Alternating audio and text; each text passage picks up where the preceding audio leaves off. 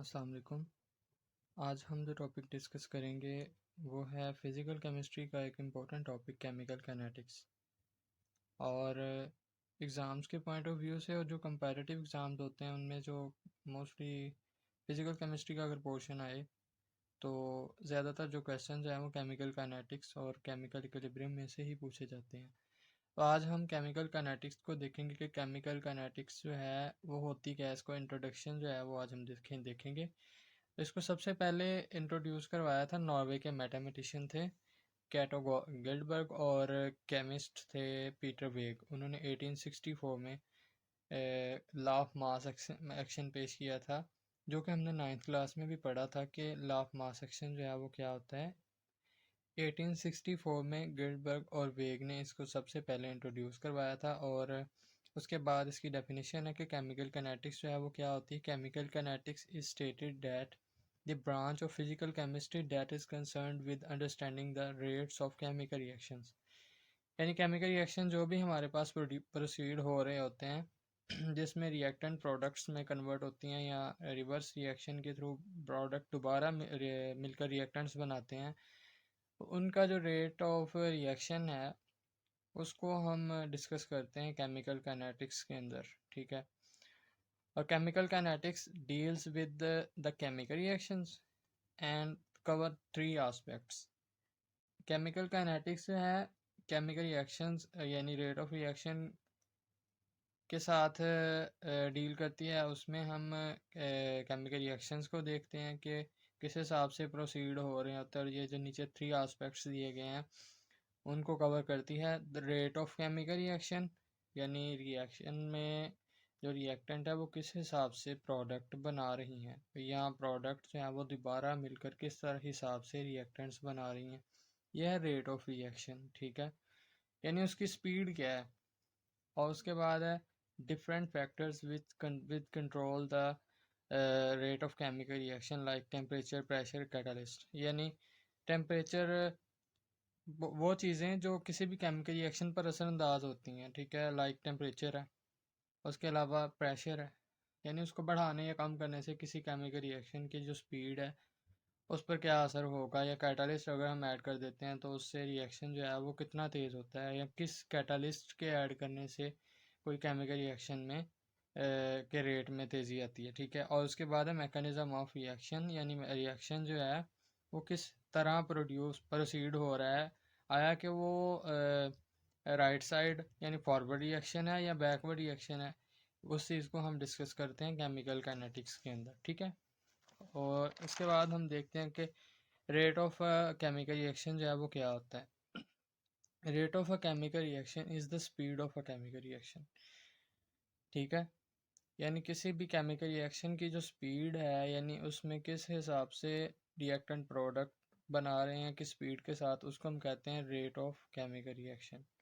ठीक है, the speed of, हम जानते हैं कि the speed of moving body is the rate of change of distance with respect to time. यानी जो स्पीड है किसी भी मूविंग बॉडी की वो क्या होती है कि rate of change of distance, यानी किसी भी हरकत करते हुए जिस्म का जो तय करदा फासला होता है विद रिस्पेक्ट टू टाइम किसी भी अकाई वक्त में, उसको हम कहते हैं स्पीड।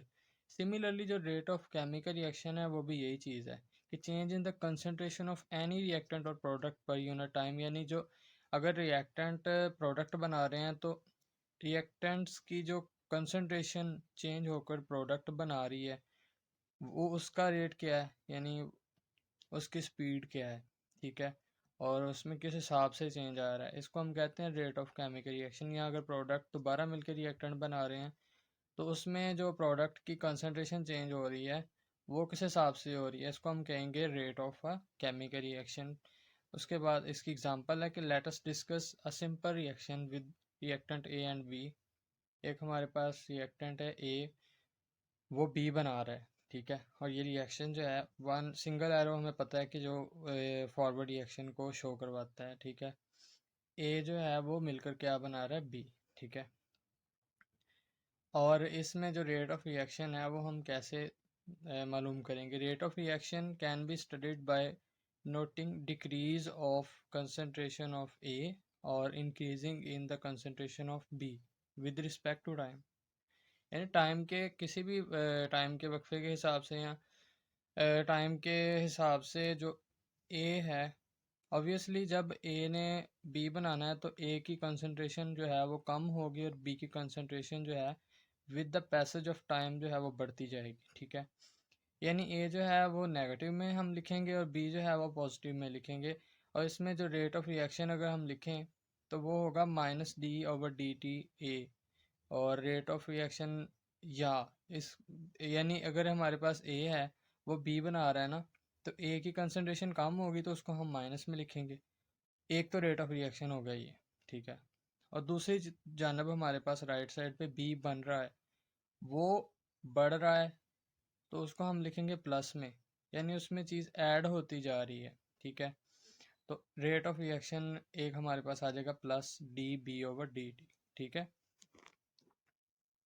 दोनों का जो रेट है वो सेम है, यानी जिस हिसाब से ए कम हो रहा है माइनस में जा रहा है उसी हिसाब से बी जो है वो बन रहा है, यानी बी जो है वो पॉजिटिव में जा रहा है। तो इसको हम क्या कहेंगे, इसको हम इक्वली लिख सकते हैं कि जिस हिसाब से हमारे पास माइनस में ए हो रहा है उसी हिसाब से बी जो है वो प्लस में हो रहा है। ठीक है, और इसमें जो स्क्वायर ब्रैकेट्स हैं वो शो करवाती हैं कंसंट्रेशन को, यानी अगर हमारे पास ए के इर्द गिर्द लिखी है ना उसके ब्रैकेट, तो वो ए की कंसंट्रेशन को शो करवाती हैं, और बी की जो इर्द गिर्द ब्रैकेट्स हैं वो बी की कंसंट्रेशन को रिप्रेजेंट करती हैं। ठीक है, और इसका यूनिट जो कंसंट्रेशन का होता है मोल पर डेसीमीटर क्यूब। ठीक है, और ये जो स्मॉल डी है ये रिप्रेजेंट कर रहा है very small change in the concentration and time, यानी टाइम के हिसाब से जो कंसंट्रेशन चेंज हो रही है ना ए या बी की, वेरी स्मॉल, उसको डी जो है वो रिप्रेजेंट करता है। और d/dt, फॉर एग्जांपल यहाँ पे ए लिखा है,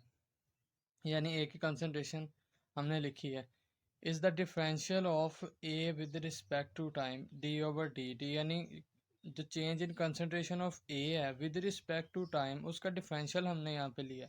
ठीक है, सिमिलरली अगर हमारे पास एक रिएक्शन है, यहाँ पर तो हमारे पास एक ही प्रोडक्ट थी और एक ही रिएक्टेंट थी, तो यहाँ पर हमारे पास दो प्रोडक्ट रिएक्टेंट्स हैं और दो ही प्रोडक्ट्स बन रही हैं। तो इसको भी हम ऐसे ही लिखेंगे कि जिस हिसाब से ए और बी काम हो रही हैं उस हिसाब से सी और डी जो है वो बन रही हैं। तो इसको हम ए जो है उसको माइनस में लिखेंगे और बी को भी माइनस में लिखेंगे, सी को प्लस में लिखेंगे और डी को भी प्लस में लिखेंगे, यानी इनका रेट जो है वो सभी का सेम है। जिस हिसाब से ए और बी कम हो रही हैं यानी सी और डी बना रही हैं उस हिसाब से सी और डी जो है वो बन रही हैं, प्लस में आएंगी। ठीक है, अगर तो हमारे पास अब इनके साथ जो है वो कोफिशिएंट क्या है, यूनिटी है यानी 1 है। तो अगर अदर अदर देन यूनिटी हो हमारे पास, फॉर एग्जांपल यहाँ पे जैसे मैंने लिखा है A small A into capital A, small A हम कंसिडर करते हैं कि ये हमारे पास कोई भी कोफिशिएंट है। फॉर एग्जांपल यहाँ पे 2 भी हो सकता है, 3 भी हो सकता है। ठीक है, यहाँ पे भी 2 और 3 हो सकते हैं, 4 भी हो सकता है, 5 भी हो सकता है। ठीक है, और अगर अदर देन यूनिटी हमारे पास इसका कोफिशिएंट आए तो इस चीज़ को हम शुरू में बटे में लिख देते हैं। जो हमारे पास फॉर एग्जांपल यहाँ पे होता है ना 2, इसको हमने लिखना था -1/2, क्योंकि ए कम हो रहा है इसको हमने माइनस में लिखा है। इसी तरह अगर बी की जगह हमारे पास 3 होता तो हम इसको -1/3 में लिखते। सी और डी का भी सेम है। ठीक है, इस तरह अगर हमारे पास कोई भी जो रिएक्शन है उसमें for example balance chemical equation है, तो उसमें हमारे पास अगर हमारे पास दिया गया है कोफिशिएंट अदर देन यूनिटी है, यानी यहाँ पे 1 2 3 है या यहाँ पे है, तो उसको हम बटे में शुरू में ले आते हैं। ठीक है, उसके बाद हम इसके यूनिट्स को देख लेते हैं कि ये जो रेट ऑफ रिएक्शन इनके यूनिट्स क्या होते हैं। If the concentration is expressed in mole per decimetre cube and time in seconds, हमें पता है कि जो कंसंट्रेशन है उसको हम रिप्रेजेंट करते हैं मोल पर डेसीमीटर क्यूब में, और जो टाइम है उसको हम रिप्रेजेंट करते हैं सेकंड्स के अंदर। ठीक है, तो इसका यूनिट हमारे पास क्या होगा, -dA/dt, यानी जो हमारे पास कंसंट्रेशन है उसका यूनिट है मोल्स पर डेसीमीटर क्यूब, और जो टाइम है उसका हमारे पास यूनिट होता है सेकंड। तो सेकंड नीचे प्लस में है तो ऊपर जाके क्या हो जाएगा -1 में, तो इसका यूनिट हमारे पास क्या होगा मोल पर डेसीमीटर क्यूब पर सेकंड, जो रेट ऑफ रिएक्शन है।